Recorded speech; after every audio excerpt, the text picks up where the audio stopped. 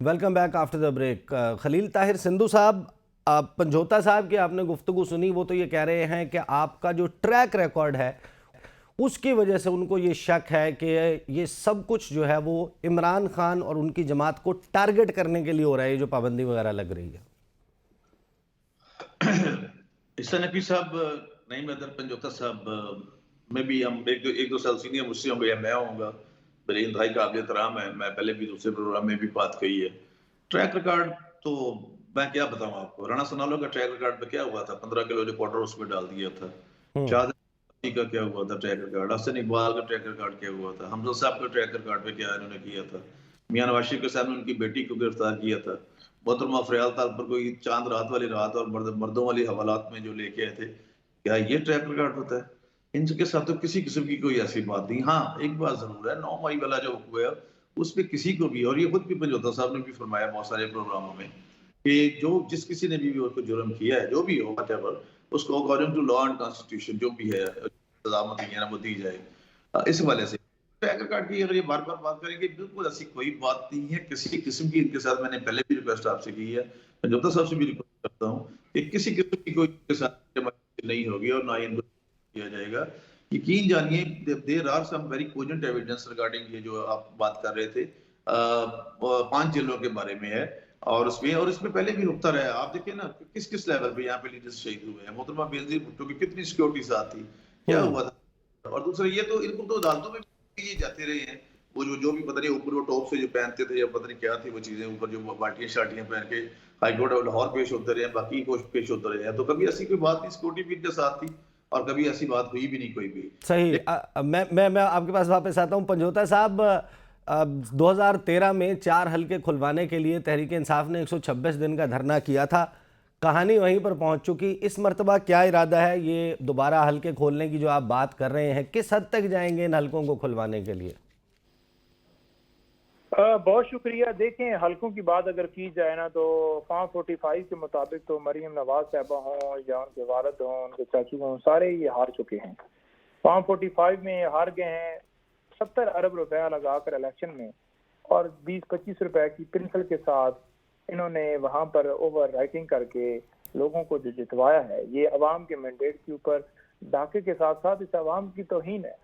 खान साहब ने बड़ा वाज़ेह तौर पर मुझे कहा, ये पिछले दिनों मुलाकात की, उन्होंने कहा जी कि जिस तरह आवाम के मैंडेट के ऊपर ये डाका डाला गया ना, 5 साल के बाद एक वोटर को हक मिलता है तो वो अपनी मर्जी के बंदे को मुंतखब कर सके।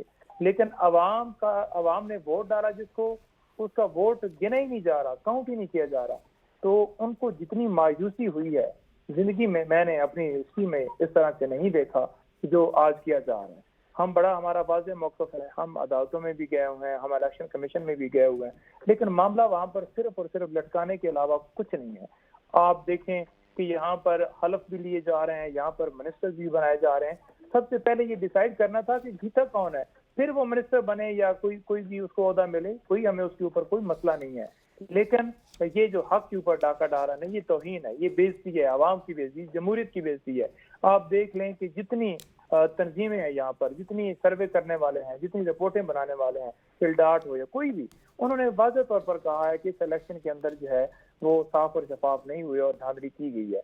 तो जब वो सारे कह रहे हैं, सारे इंटरनेशनल जितने आपके जो हैं ऑर्गेनाइजेशंस कह रही हैं, अमेरिका की वो गुलामी और वो सारा सिलसिला करते, वो लोग खुद वहां पर कह रहे हैं, तो ये जो है ये मानने के लिए तैयार नहीं है। ये कहते हैं जी कि आप उसके ऊपर चने रख कर खाएं। मैं उस दिन उसमें बुखारी साहबा के साथ शो में बैठा हुआ था, वो कह रही थी कि अब जो है ना उसके ऊपर चने रख कर खाएं। यानी कि कितनी तजलील है कि वोट जो है उसके ऊपर आप कह रही हैं कि हम इन वोटों को मानती नहीं है, तो फिर इन इलेक्शन का क्या फायदा? अच्छा पंजोता साहब, देखें 2002 का, 2008 का, 13 का, 18 का, 24 का तमाम इलेक्शंस पे सवाल मौजूद है। मैं आपकी इस बात से एग्री करता हूं कि इस मर्तबा जो ऑब्जर्वर्स हैं, इंटरनेशनल मीडिया, लोकल मीडिया है, सब ने कुछ बेज़ाब्तगियों की और बड़े पैमाने पे बेज़ाब्तगियों की निशानदही की है, पहले भी होती रही हैं। पहले ज़ाहिर है कि सब यही सजेस्ट करते थे कि जो रेलिवेंट फोरम्स हैं तो अभी भी रेलिवेंट फोरम्स तो मौजूद हैं कि या आपका उनके ऊपर या तो मुकम्मल अदम एतमाद हो, आप सुप्रीम कोर्ट का दरवाज़ा खटखटा सकते हैं, आप हाई कोर्ट्स जा सकते हैं, आप इलेक्शन कमीशन, ट्रिब्यूनल्स, ये फोरम्स हैं, इनको एग्जॉस्ट करने के बाद जिस रास्ते पर आना चाहिए आपका पहला रास्ता वो है, यानी एहतजाज। और जाहिर है कि आप रोड के ऊपर निकलेंगे, पहले उन फोरम से अपने मामलात एग्जॉस्ट क्यों नहीं कर लेते? देखिए बात यह है कि जो फॉरम्स है ना, वहाँ पर आप जब जाते हैं ना, तो फिर आपका जब दूसरे फ्री की सेटिंग हो ना, और वो सेटिंग के साथ चल रहा हो, इलेक्शन कमीशन भी उनकी मर्जी के ऊपर चल रहा हो, या अदालत के ऊपर भी प्रेशर डाला जाए कि आप जाकर एक हफ्ते में 3-3 जो सजाएं हैं वो इमरान खान साहब को सुनाएं, क्योंकि 8 फरवरी को इलेक्शन है, तो लोगों में मायूसी पैदा हो कि इमरान खान तो नहीं बाहर आ रहा है, या बल्ले का निशान छीन लें, या उनकी दरखास्तें लगाई नहीं, फिक्स ना करें, या अदालतें ये कहें कि आप प्रेस कॉन्फ्रेंस करेंगे तो आपकी जान छूट जाएगी। तो फिर ऐसी सूरत हाल के अंदर देखना ये चाहिए कि जो खुद बंदा जीत रहा है जेली वोटों के साथ, उसे कहना चाहिए जैसे नईम रहमान ने कहा कि नहीं नहीं मैं नहीं जीता भाई, मैं हार गया हूँ। और वो आवाम के आगे अगर आकर कहता कि मुझे जितवाया जा रहा है, तो शायद उसका मोराल भी बुलंद होता और नेक्स्ट टाइम वो जीत भी जाता। लेकिन ये सारी सूरत हाल करके लोगों के अंदर नफरत, उस सीट का क्या फायदा जब बंदा आप हार जाएं और फिर आप कहें जी नहीं मैं जीत गया हूँ, क्योंकि आप सही, ये सेटिंग की टर्म, पंजोता साहब, ये सेटिंग की टर्म अच्छी है। संधू साहब, सेटिंग है आप लोगों की तमाम फोरम्स पे जहां जहां वो जा रहे हैं, तो ये तो ना करें ना साहब। मैं साहब प्रैक्टिसिंग लॉयर है, शायद आखिरी बंदा होगा जो एज ए वकील कोई कंटेम्प्चुअस रिमार्क किसी भी अदालत के लिए कहूँ, कोई भी कोर्ट अगर मैं तो नहीं कर सकता ये काम, ना मेरा ये फैब्रिक है। मैं पंजोता साहब से जाती तौर पे क्वेश्चन पूछना चाहता हूँ कि कासिम सूरी 63,000 वोटों से हारा और 42 महीने वो डिप्टी स्पीकर रहा और जाते जाते असेंबली तोड़ने के ऑर्डर किए। फिर इसके अलावा साकिब नसार साहब ने जब गिनती हो रही थी इमरान खान की, तो नीचे से ट्राइब्यूनल ने ऑर्डर दिए और उन्होंने कहा कि नहीं अब इलेक्शन हो चुका है, ये गिनती बंद कर दी जाए। और मेरी तीन से हम्बल ये होगी अपना पंजोता साहब से कि इनकी ये कहते हैं जी टोटल ये सीटें हार गए, ये हुआ वो हुआ। इलेक्शन ट्रिब्यूनल में सिर्फ इनकी पूरे पाकिस्तान में 35 अपीलें आई हैं, 35 ओनली अपीलें आई हैं, तो बाकी फिर इन्होंने क्या बाकी इलेक्शन को तस्लीम कर लिया है? मतलब कितने पंजोता साहब इसका तो जरा जवाब दें। आपका क्लेम 180 नशिस्तों का है और ये जो 35 कह रहे हैं कि आपने FIR सिर्फ 35 की कटवाई है सर, जो अपीलें की है ट्रिब्यूनल्स में, वही यानी कि जो उसके ऊपर शिकायत है जी पंजोता साहब।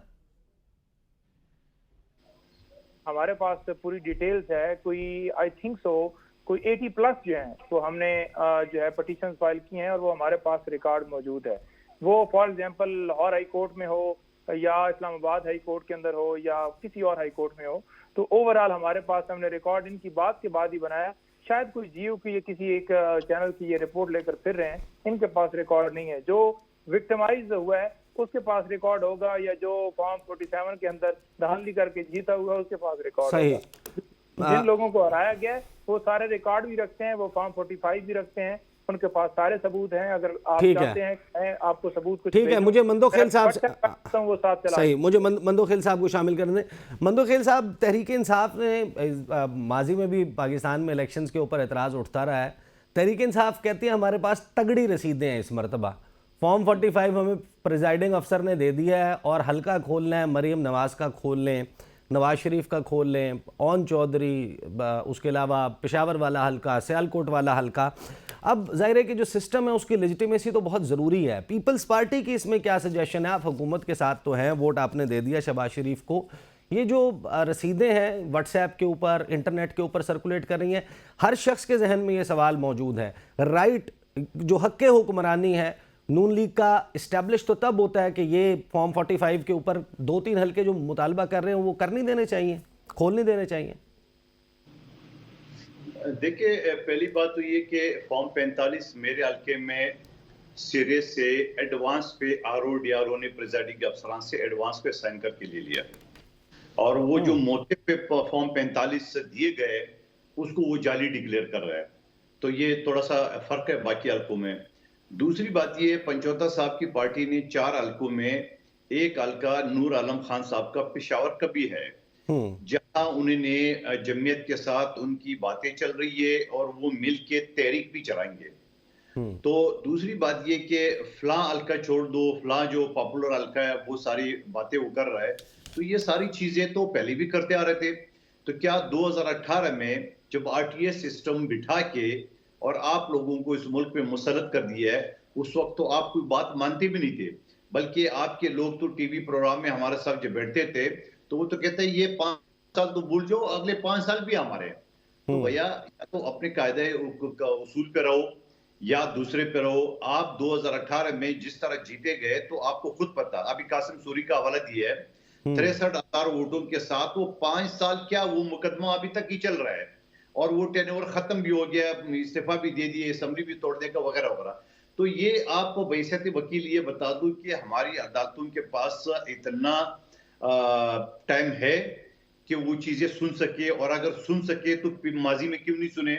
आपको पता है शहबाज शरीफ साहब के खिलाफ जो मैंने इलेक्शन लड़ा है 2018 में, उनकी अपील अभी तक चल रही है सुप्रीम कोर्ट में। 2021 में मैं जीता, मिफ्ता इस्माइल साहब की अपील अभी तक चल रही है हाई कोर्ट में। तो आप मुझे बता दूं कि ये सारी चीजें जो आप खोलने की बात कर रहे हो, और ये आपने जो फॉर्म 45 अपने पास रखे हैं, तो क्या फॉर्म 45 की बेस पे आप ये समझ रहे हो कि आप जीत चुके हो, और फिर आप जीते हो तो ये आप जो 35 से 80 बता रहे हो, लेकिन आगे तो आया हुआ है 35। लेकिन चलो उसको भी छोड़िए, क्या पुख्तनख्वा में जो इलेक्शन हुआ, क्या वो इलेक्शन इमाम काबा ने कराया या इसी इलेक्शन कमीशन ने कराया? और अगर इसी इलेक्शन कमीशन ने कराया है तो पुख्तनख्वा वाला ठीक है और बाकी सूबों का गलत है।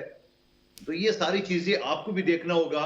मेरे हल्के में मेरे नीचे तो पीटीआई की एमपीए जीते, जो तस्वर भी नहीं कर सकता था कि वो जीतेगा, वहां उसको जिताई गया। तो वहां फिर धांधली नहीं हुई है, जहां आप हारे हो वहां धांधली हुई है। लेकिन मैं ये कहूंगा, उनसे दरखास्त करूंगा, हर मर्तबा करता रहूंगा कि खुदा का वास्ता इस महंगाई, इस अजाब, इस बेरोजगारी के आलम में पाकिस्तानी आवाम के ऊपर तरस खा ले। और आप जितनी बातें कर रहे हो कि पाकिस्तान सर पे उठा देंगे, असेंबली चलने नहीं देंगे, आपने परसों एहतजाज की कॉल की तो कितने लोग निकले आपको अंदाजा नहीं है। इससे पहले जो इमरान खान साहब की गिरफ्तारी के बाद कितने लोग निकले वो भी आपको अच्छी तरह पता है। तो लिहाजा अगर आप ये समझ रहे हो कि आवाम आपके साथ है, आवाम आपके साथ नहीं है। आप वोट किस तरह डाला, किस तरह, हर हल्के का अपना अपना एक स्टाइल था, अपना तरीका था। जिसने जो उल्लू सीधा किए वहां पे उसको हुआ, जिसको आवाम ने दिए वहां हुआ, जहां धांधली भी हुए नहीं भी हुई है, बहुत सारी चीजें सामने हुई है। तो मैं ये समझ रहा हूँ क्या अल्लाह अल्लाह करके आरटीएस सिस्टम जो बिठा के 2018 में आपको मुसल्लत किया पाकिस्तान पे, तो उस वक्त भी मेरे चेयरमैन बिलावल भुट्टो साहब ने कहा इमरान खान कदम बढ़ाओ, हम तुम्हारे साथ है। और शहबाज शरीफ साहब ने बोला आइए मिसाक की मईशत पे बात करते हैं। तो जवाब में क्या मिला, क्या गालियां मिली आपको नहीं याद, लेकिन आज भी मुझे उम्मीद है आसिफ अली जरदारी साहब जिस मनसब पे बैठे हुए हैं, तो इंशाअल्लाह मैं समझ रहा हूँ पाकिस्तान के जो पॉलिटिकल पार्टी है उसके अंदर एक मसावत का रिवाज होगा। और फिर भी ये भी सवाल करूंगा, एक तरफ आप कहते हैं असेंबली जाली है और फिर उसी असेंबली में अपोजिशन लीडर भी आपने तैनात कर लिए, कमेटियों के भी नाम कर दिए, पार्लियामेंट लॉजेस में लॉजेस भी अलॉट करा दिए और टीएडीए भी लेंगे, सारे मराद लेंगे, मगर फिर भी असेंबली जाली है। सही। अच्छा मंदो खेल साहब, आई अंडरस्टैंड कि आपने इस सेगमेंट के पास बात जानना है। सिंधु साहब और पंजोता साहब तो मेरे साथ मौजूद रहेंगे, तो जाते जाते आप ये भी रोशनी डाल दें, JUIF जो है उसका रोमांस इस वक्त मल्टीपल जगहों पर चल रहा है। वो GDA के साथ भी मुलाकातें कर रहे हैं आके, वो पीपल्स तहरीक इंसाफ के साथ भी राब्ते में हैं, अपोजिशन में रहते हुए। आपके साथ बड़ी इंटरेस्टिंग मीटिंग हो गई पीपल्स पार्टी के साथ। बलूचिस्तान में आप उनके सेनेटर के लिए हिमायत करेंगे और मरकज़ में वो आपके सेनेटर यूसुफ रज़ा गिलानी उनको बनाने के लिए करेंगे। तो आप लोगों ने इंगेज कर तो लिया है मौलाना को, तो जरदारी साहब मफामत के बादशाह वो को अपना जादू गालिबन चलाने लग गए हैं वाने सदर पहुंचते ही। देखिए जादू की बात नहीं है। जब हम नारे लगाते थे कि एक जरदारी का प्रभारी, तो आगे से ये मना करता था कि नहीं ये सर ना बोला करे, ये बोले कि एक जरदारी सबसे यारी। आज देख रहे जिस तरह मौलाना साहब पिछले दिनों में जिस तरह गम गुस्सा था उनका, और आज देखो बलूचिस्तान और इस्लामाबाद के सीटों पे हमारे साथ एहतियात कर लिया है, और आगे भी चल के इंशाल्लाह बलूचिस्तान हुकूमत में या वफाक में उनको एडजस्ट करने की बातें हो रही है। तो मैं ये समझ रहा हूँ कि मौलाना साहब को पीटीआई की बातों में कम से कम नहीं आना चाहिए, क्योंकि सबसे पहले तो पीटीआई नूर आलम खान साहब का हल्का खुलवाना चाह रहे हैं, और फिर बेनिफिशियरी कौन है मौलाना की जो नाराजगी है, वो नाराजगी है पीटीआई। वो सीटें तो पीटीआई को दी गई है। अब मैं अगर जोब की बात करूं, मेरा भाई हल्का NA 251 का, वहां पुख्तनख्वा मिलियन पार्टी का खुशहाल खान काकड़ जो है ना, उसको बकायदा अनाउंस कर दी रिजल्ट। 2 सही। दिन बाद रिजल्ट जो है ना वो बदल दिया, बोले नहीं जी वो उसमें हमने जो वो वो जो पोस्टल बैलेट थे वो हमने शामिल नहीं किए। तो बंदा पूछे अकल के अंधे, जो पहले आपने अनाउंस किए तो उस वक्त पोस्टल आप नहीं किए या आपने एक बहाना बना के, तो वो सीट मौलाना की थी नहीं, उसको दी गई। तो बहुत सारी जगह मौलाना इस वक्त भी पोजीशन उसकी बलूचिस्तान में अच्छी है माजी की निस्बत। तो मौलाना से अगर गिले शिकवे है वो तो पीटीआई से है, बेनिफिशियरी पीटीआई से है। अगर वो पीटीआई के साथ एहतियात और तहरीक चलाना चाहता है तो अल्लाह ला खैर सलाह। सही। मंदोखेल साहब बहुत बहुत शुक्रिया, आप हमारे साथ थे। सिंधु साहब, पंजोता साथ रहे, ब्रेक के बाद वापस आएंगे तो बात करेंगे कि वफाकी काबीना और सूबाई काबीना पंजाब, इनको क्या टारगेट्स दिए गए हैं और पीटीआई का ये खदशा के मोहसिन नकवी साहब जो हैं उनका 1 पॉइंट एजेंडा है, ये किस हद तक दुरुस्त है। बात करते हैं आफ्टर द ब्रेक।